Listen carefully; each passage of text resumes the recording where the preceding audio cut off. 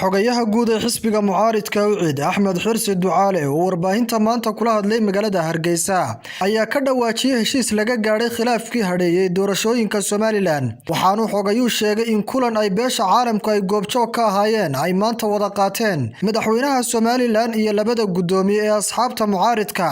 iyo sidoo kale mas'uuliyiin ka tirsan xukuumadda iyo sidoo kale asxaabta siyaasadda Somaliland kulankaasi oo laga soo saaray heshiisyo laga gaaray khilaafkii hareeyay doorashooyinka waxa dhacday guul weyn oo qaranka Jamhuuriyadda Somaliland iyo dadka reer Somaliland labadaba runtii farxad weyn u ah taasoo ah heshiis saddexda xisbi qaran iyo madaxweynaha qaranka ay u dhan yihiin oo ah ku saabsan inay dhacdo doorashadii golaha baarlamaanka iyo deegaanka sanadkan aynu ku jiro إن شاء الله تعالى لبكوني لباتنكا رنتي مددر بيسوق هذا دورشوين كمورا كودو لبسنو يسيادة كسيمان دور شير أو هراء أيام مرول محاولين لقلي ما أنت واحد رجينا إن النقطة هشيسكي أي كفول لهيد دور الشداسو هشيسكاس وما أنت لو صحيح هاي مدحتوية ده من كوقت ساعات كهر heshiiska waxa goobjoog ka ahaa beesha caalamka safiirka Yurub ayaa ka EU ayaa ka goobjoog ahaa oo ka wakiila beesha caalamka oo dhan waxa goobjoog ka ahaa madaxweynaha qaranka Muuse Biixi Cabdi waxa goobjoog ka ahaa labada gudoomiye xisbi wadani Cabdiraxmaan Ciro iyo UCID injineer Faysal Cali Waraabe iyo madax badan oo qaranku leeyahay oo muxaafid iyo mucaarid bale runtii qodobada lagu heshiiyay ugu muhiimsan muddo reer Somaliland aan doonayno inaan kaga farxino iyadoo aad warka isagoo faahfaahsan heli doontaan insha Allah taala waxa ugu weyn in la qabto doorashadii 2020 ay dhacdo iyo gudidii doorashada ee la isku hayay gudidii doorashada qaranka ee la isku hayay haddii shanta xubnood ka joogto inaanay gudidaas qaban doorashada ee ay qabato sidii heshiiskii hore ee culimada iyo ganacsataduba inoo u ahaa ee saddex xisbiba berigaaba ay aqbaleen inay qabato gudidii hore ee ka baxday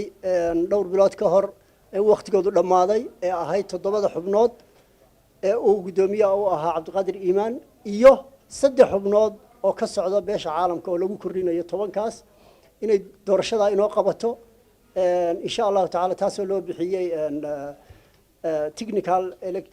election management unit loo bixiyay ayaa lagu heshiiyay inay qabato maxaan ku dhahaa gudidaas oo iyadana waqtigeedu insha Allah taala uu inta ku eeg yahay doorashada inay qabato waa heshiiska saas bay maanta ku dhamaatay insha Allah taala waxaan rajaynaynaa labadii xubnood ee xisbiyada mucaaradkana ay soo buuxiyaan وسيدا بلانتو تاي ويسوبحين دونان إن شاء الله تعالى جدي داس تضبط أمرك لبعض حنا ده سوبحيو مرك دورشة لما جدي دا technical election management unit كله بحية أي قبته دورشة وحين نقول دونان جدي دا رسمي جاه دورشوين كهير قرن وحضرنا ولي يجو مجرنا أي شرعية نك مجري نك أي قادم دونان لكن waxyaaba technical ah oo laga wada shaqeynayo mooyaane doorashadan waxa qabanaya completely shaqada qabanaya doorashada ilaa iyo kala saaridda ilaa iyo bilowgeeda waxa qabanaya ilaa communication-ka iyo cid lala xiriirayo haday tahay Somaliland iyo xisbiyada iyo haday tahay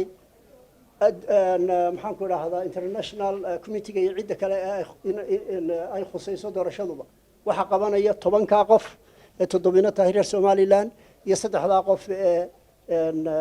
international committee inooga iman doona hadii Ilaahay ka dhigo sidaas ba insha Allah taala wararka wixii inta ka dambeeyana waxaan doonaynaa inay farxadaas aad umada u gudbisaan reer Somaliland ee runtii disappointing badan kaga dhacay intii la isku hayay muranka faraha badan le maanta inay maxaan ku idhaahdaa niyad wanaag iyo farxad ay ku qaabilaan heshiiska oo insha Allah taala noqon doona mid fula wixii kale ee magaranaysa shaqo ana aynu insha Allah taala diyaar wada nahay Maxamed Jookar Home Cable TV Hargeysa shirkadda Dahabshiil iyo Dahab haddaba macmil adeegan cusub ee casriga ahi waxa uu kuu sahlayaa in adiga oo jooga gurigaaga amase goobtaada shaqo aad lacag ugu xawishid asxaabtaada iyo ehelkaaga jooga daafaha dunida